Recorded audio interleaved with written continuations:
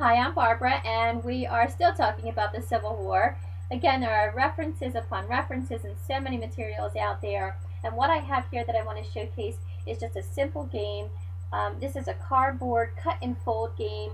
It comes with just a small little spinner and the pieces that you would need in order to play this game. This is the Underground Railroad. Just another unique way of bringing this time period to life for your children, and it's a nice way to incorporate this in more of a full family setting if you choose to do that as well.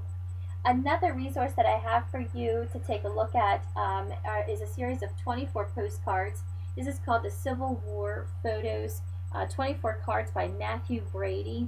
I specifically left this intact for illustrative purposes here, as well as the fact that these are real photos, and I appreciate having them, all together as a reference.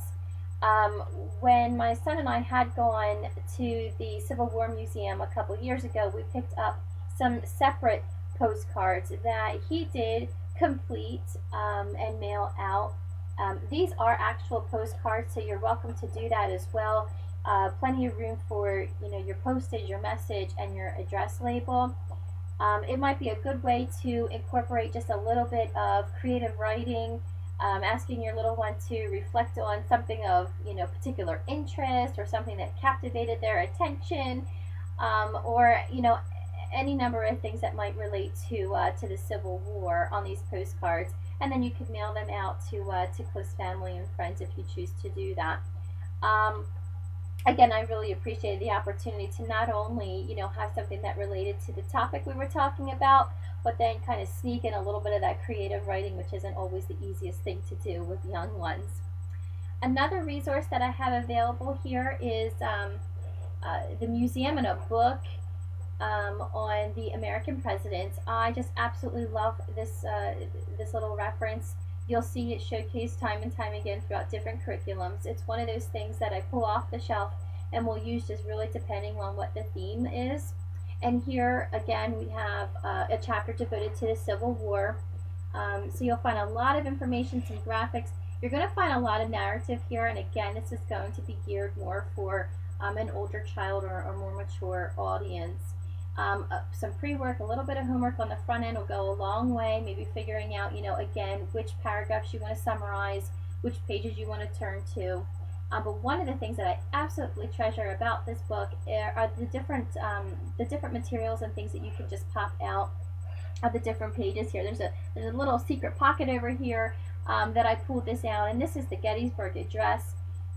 Just something tangible that you can give to your child so they could take a look at it. If you want to tease them, you can ask them to read it. In the chicken scratch, it was written in.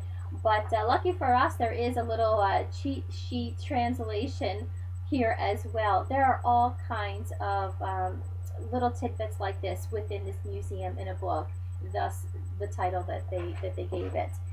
So that's just another example here. And I again would encourage you to take a look at the table of contents, know exactly where it is you're going in this book, what it is you want to highlight, and where you're going to be focusing your child's attention, particularly if they're a little bit on the younger side, because this book is so rich in content. And lastly, I want to showcase American Girl. There are so many resources, as I've said. There are so many books and movies and just different materials out there. But American Girl has put out a doll. Her name is Addy Walker, and Miss Addy is from 1864, so she's right smack in the middle of the Civil War era. There's no reason why we can't incorporate toys and fun and playtime into our curriculums, and this is just one brilliant example of that. Addy is a full-size doll from the American Girl line, and she comes with a whole host of accessories, but she also has a series of books. Now, although Addy is a fictional character, again, like I said, her books are really going to help your daughter have an appreciation for that particular time period. Addy's just one example of many that American Girl has for their historical figures. So I encourage you to take a look at American Girl's website to really see what else you might be able to fold into some of the other curriculums. I hope that these tools have been really inspirational for you and gives you an opportunity of different ways you can pull in some creativity be it postcards or toys, some games and puzzles, as well as museum and a book type of things, in incorporating these into your curriculum. Should you have any questions, feel free to contact me, and I certainly ask that you return to the website on a periodic basis, as I'll continue to provide you new posts and updates, new tools and links as we go along, and that includes the Civil War Museum in Philadelphia as soon as I hear more about their reopening. Thank you so much again. I'm Barbara. This is Homeroom at Home.